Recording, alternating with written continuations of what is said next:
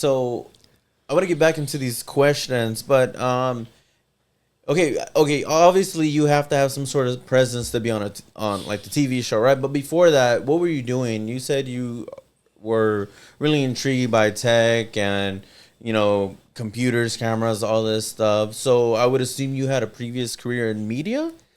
My life is like a modern day Forrest Gump. I have done a lot of stuff out of the blue, just random. I started my career off as a makeup artist. That makeup artistry led me to a bunch of like photographer studios, wedding studios, fashion designers. A lot of those photographers would tell me to come back because they wanted to take photos of me. Because back then I was just doing the whole makeup thing and they loved the look. That time MySpace was around. So I started putting those photos on MySpace and my MySpace started blowing up. At that time, American Idol was the biggest show in the world here in the United States. One of the contestants and I became friends over a website called Stickam, the early days of live streaming. Well, he had a massive fan base. He would let me take over his show. Shout out to Adore Delano. I love you, honey. At that time, it was Danny Noriega. Now the fabulous Adore Delano would let me take over the show sometimes. And the following started growing for me too in my own little realm. When I thought about what to do with the rest of my life, because I was enjoying doing makeup and all that, but I was seeing how social media was starting to grow for me, I ran across a audition for a radio show in Dallas, one that you would learn how to interview celebrities, la, la, la, la, la. And because of what I was receiving from the public doing that live streaming at that time, how they were enjoying it, I thought, well, maybe I should try radio. Mm-hmm. I go to the audition, get the job instantly, did that for many years. Internet radio, interviewed all these stars. Well, after doing that for a few years, I had a contract with World of Wonder, the people that do RuPaul's Drag Race. Oh. They were doing like YouTube shows and stuff. Yeah. Now, I didn't have millions of views or any of that, but I was producing a nice show at the time, and it caught the eye of the production people at the CW.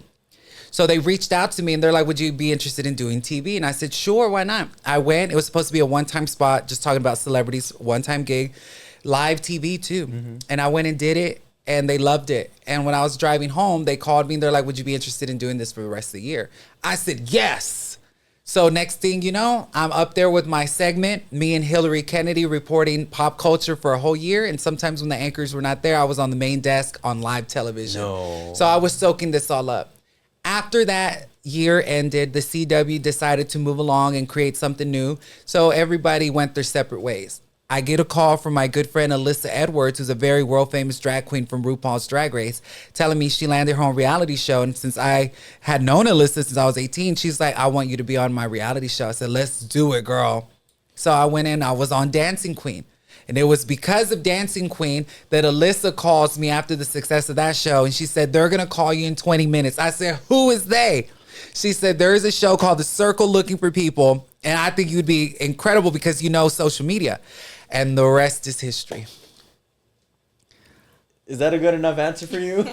And so no, most definitely. Yeah. It is, and that's just in a nutshell. Because, honey, I did medical billing. I worked in retail. I used to be a receptionist. I have done so many things. I used to sell paintings because I know how to draw and paint. And The Circle was my biggest break. It changed my life overnight, which is very rare because a lot of times reality shows, you go on them and they don't blow up your following. They don't put you out on a global stage like that. But I was blessed that season 1 of The Circle was lightning in a bottle, especially because COVID hit. So we got 4 lives out of it. The debut, January 2020, New Year's Day, it debuted, blew up. Already I was at a party and my phone was already going crazy with people already watching it and loving what we were doing. Well, then COVID hit. That's its second life. Ratings through the ass.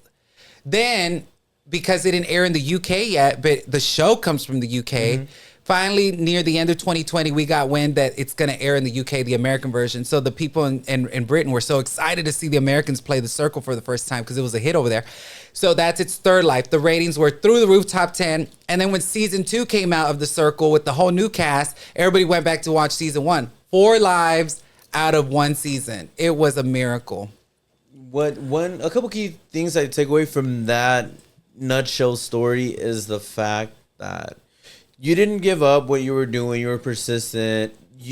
But the majority of it came from networking, being yourself. And I know you guys talk about that on the show a lot. Oh, just be real, just be real, just be real. and essentially the